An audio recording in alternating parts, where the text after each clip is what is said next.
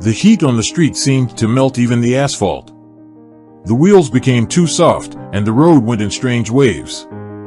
Jacob sat in the car, squinting in the pleasant chilled breeze blowing from the air conditioner.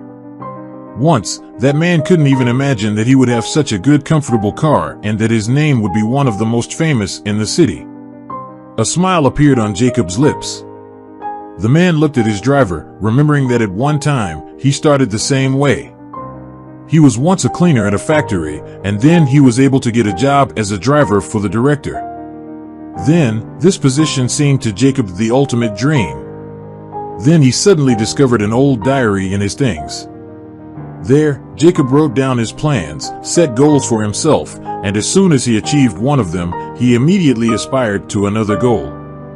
Only, he forgot about his old diary, having not taken it out for a long time.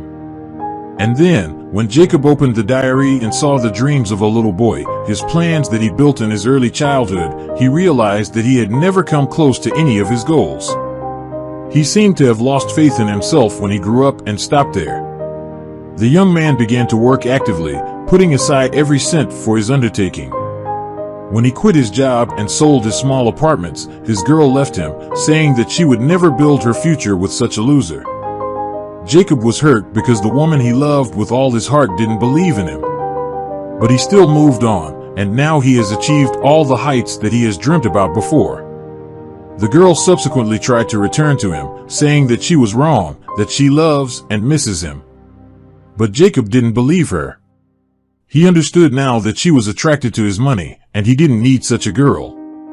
Jacob tried to push away the memory of his past life. He got to his destination, and when the driver parked, Jacob got out of the car. The sun's rays immediately began to burn his skin. Jacob grimaced a little and pulled out his sunglasses to put them on. He tried to hide more from journalists than from sultry scorching rays. There must be a lot of journalists today because Jacob was opening another branch of his real estate agency, which gave jobs to many people in the city. He managed to win the hearts of many customers due to his honest work. Of course, he will have to give interviews, but Jacob planned that this would happen a little later because first he needed to make sure that everything was in order and went strictly according to plan. The man didn't like to deviate from the plan and believed that if he moved a little in the wrong direction, then everything would surely collapse. Jacob smiled as he looked around at the festive balloon arch. He liked the design of the agency's logo and a color style. The man carefully looked at the neon sign above the entrance and entered the building. Employees immediately rushed to their boss and began to tell what they had already done. All employees loved and respected Jacob, held on to their jobs because they couldn't find another such good boss. Jacob was pleased that people appreciated what he gave them and tried to work even harder to achieve their goals. Jacob smiled as he made sure that the buffet and treats for the people who would come to the opening were ready. The men glanced at the baskets of sweets and fruits and imagined how happy the kids would be because usually many mothers with children came to their opening. They all knew that Jacob would also take care of the children's program to please the kids. The man didn't yet have his own children, but he loved children and often organized various events for them. Soon music began to play outside. Jacob looked around into the street and saw that the first guest had already begun to gather. Soon the host came on stage and began the festive program, followed by the female dancers. Jacob went out to watch the mesmerizing Oriental dances, hoping that the journalists would not bother him with their microphones and cameras. Now the man was watching how the female dancers skillfully controlled their bodies, performing a belly dance. Suddenly, someone pulled the man by the elbow. Jacob heard a hoarse voice and turned around. "Young man, I'm ashamed to beg here. Please give me some money to buy a loaf of bread. And if you don't believe me that I want to buy food, then buy it for me yourself." He looked at the shabbily dressed grandmother standing next to him. A short, thin, gray-haired grandmother is all wrinkled. She reminded him of a heartbroken and unbearable woman from the movies. Jacob replied, "Yes, of course." He took out 100 out of his pockets. On a day like this, he just wanted to believe people and not check whether this grandmother really wanted to buy bread or whether she works for someone. The man handed the old woman a bill, and when she took the money and began to tearfully thank him, Jacob was stunned. His gaze was fixed on the woman's earrings. The tarnished stones brought him back for a moment to the distant past. Suddenly, Jacob asked in an alarmed voice, "Where did you get these earrings?" The woman turned pale sharply and began to look frightened at the young man standing in front of her. She seemed to be afraid of the question. She shook her head. "I can't sell them to you." Apparently, she had already been offered to sell these earrings several times, since she was so scared of the question.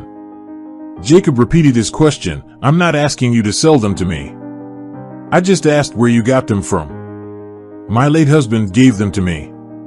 He himself made them because in those days, the decoration was extremely difficult to obtain. These are exclusive and dear to me as a memory.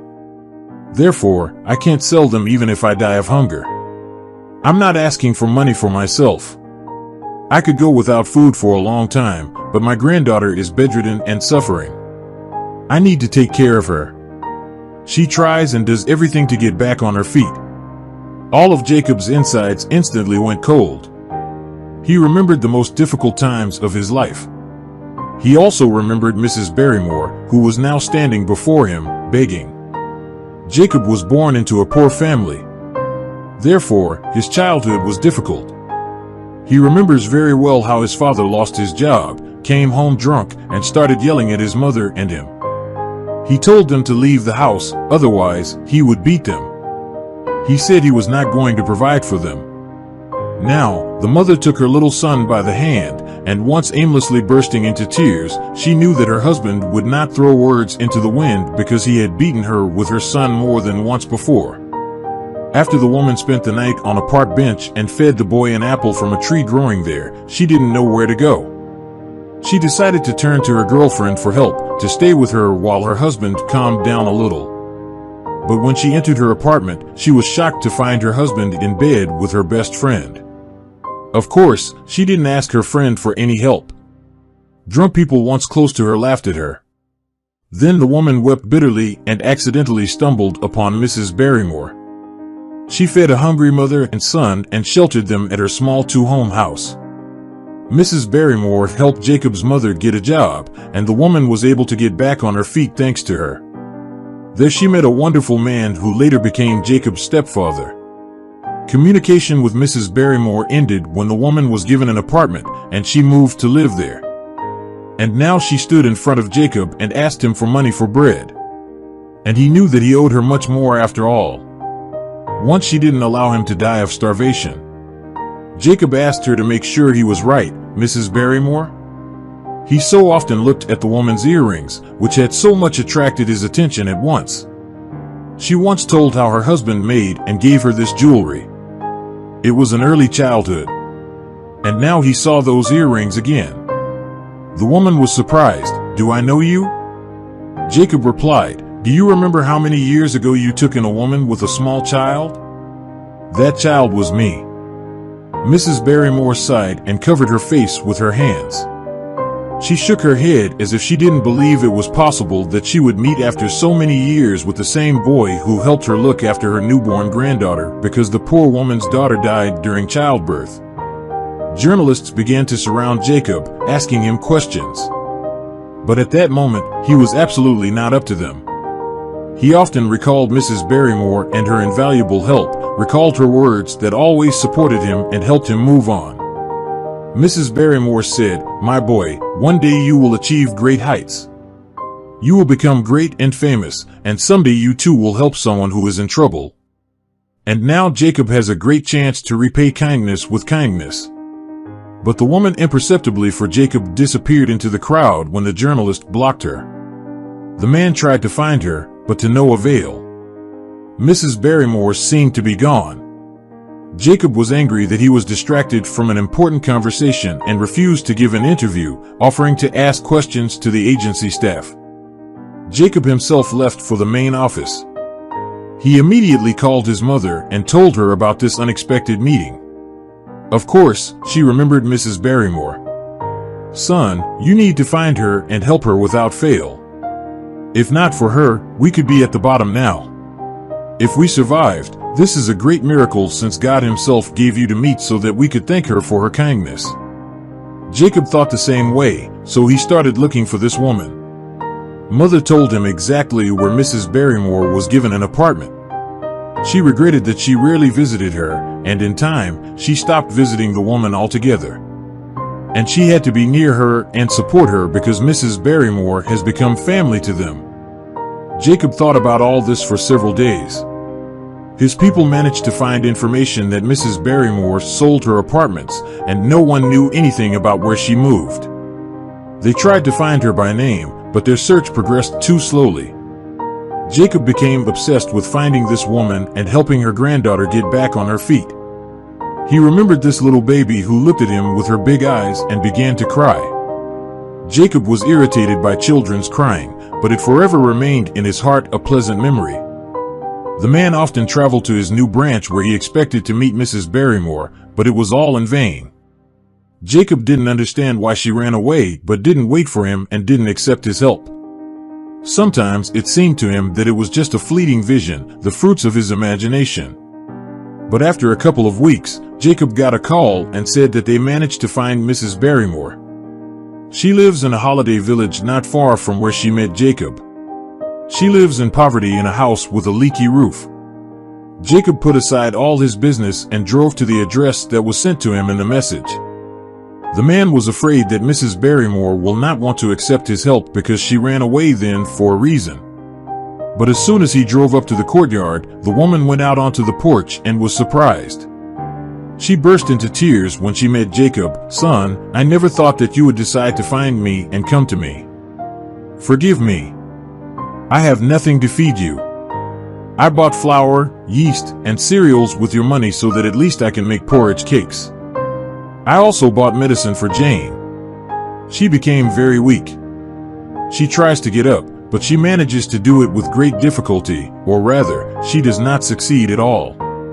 Why did you run away then?" "I wanted to help you," Mrs. Barrymore honestly admitted with a shrug. "I don't know. I'm used to doing everything by myself. No one has ever offered to help me." "Excuse me for disappearing then, I got scared then," Jacob nodded. He did not come here at all to blame the old woman and make her feel guilty. "Mrs. Barrymore, what happened to Jane? Why was she bedridden?" The woman looked at Jacob, her lips pursed, her eyes filling with tears, and her chin began to tremble. The old woman sat down on the porch and put her head in her hands.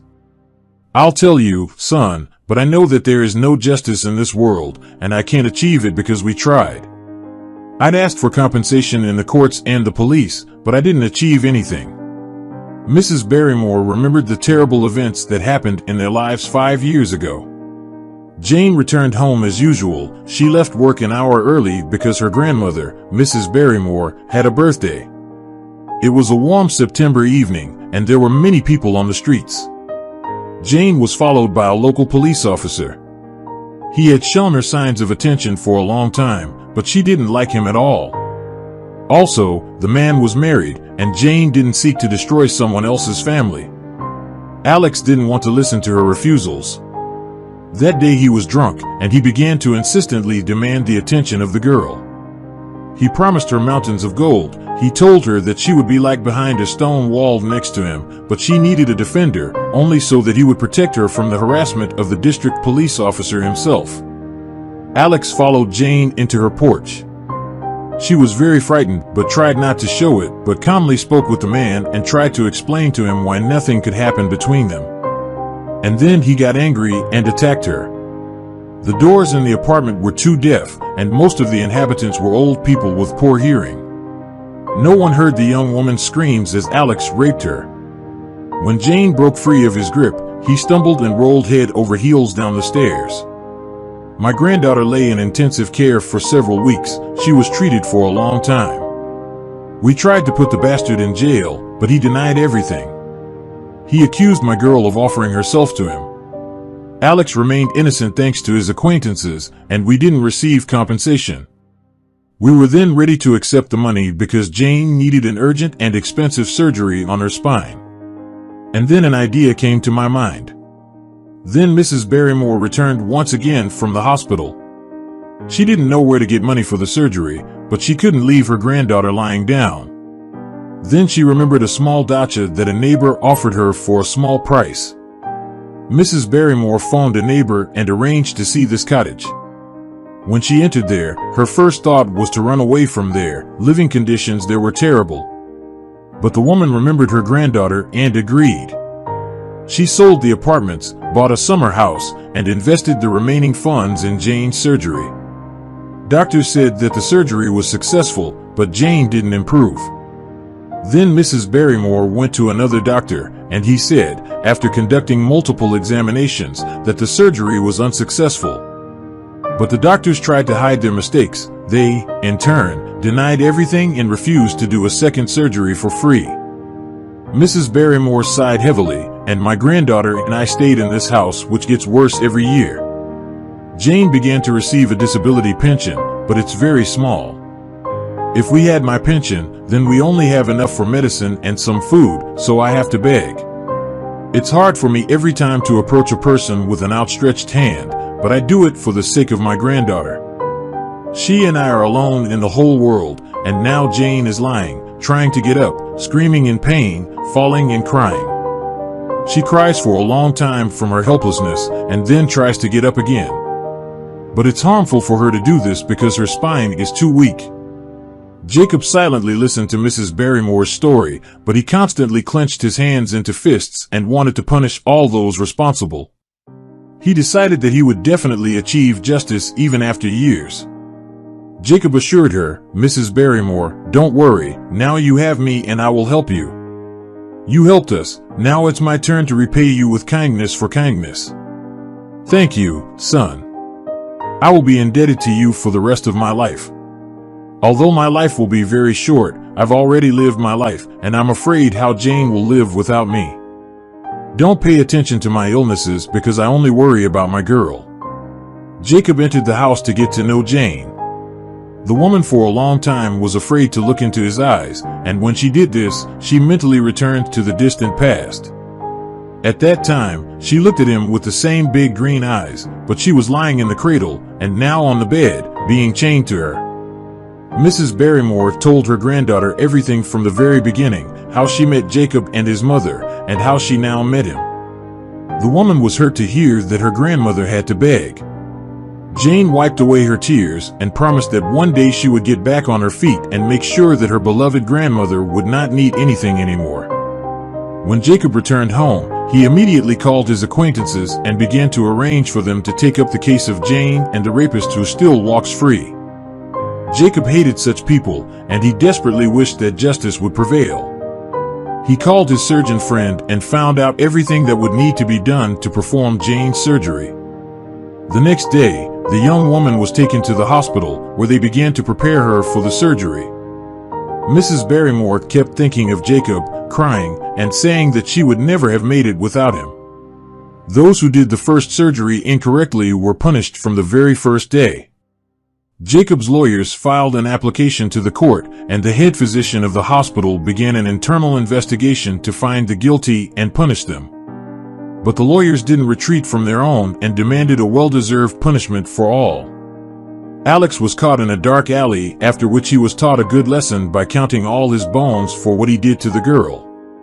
He was intimidated so much that he was forced to flee to the police with a sincere confession, and soon he lost all authority and ended up in a colony where those whom he had once detained or framed were glad to meet him. Unsweetened life for a man was guaranteed in the next 5 years. Jacob bought Mrs. Barrymore a cozy new house. The woman was crying, and Jacob was actively trying to convince her that this was all her merits, that if it were not for her, he could now be in the colony for theft, instead of sitting in the boss's chair and having so much money. The man's mother arrived and helped the woman move to a new home while her granddaughter was in the hospital. Jane's surgery was successful, and for the first time in years, the young woman had normal sensation in her limbs. She tried to follow all the recommendations of the doctor. Jacob bought a wheelchair for Jane so she could get around with it at first, and she was very grateful to the man for such help and support. A year later, Jane began to take confident steps and could do without a wheelchair for a long time. Jacob became a frequent visitor to Mrs. Barrymore, and he developed warm feelings for Jane unnoticed by himself. She charmed the man, and he dared to invite her to start dating. Jane was all for it because she liked Jacob as a person. He had a huge and kind heart. She dreamed of just such a man, and she had been waiting for just such a man for many years. Thank you for joining us today on Deep Stories.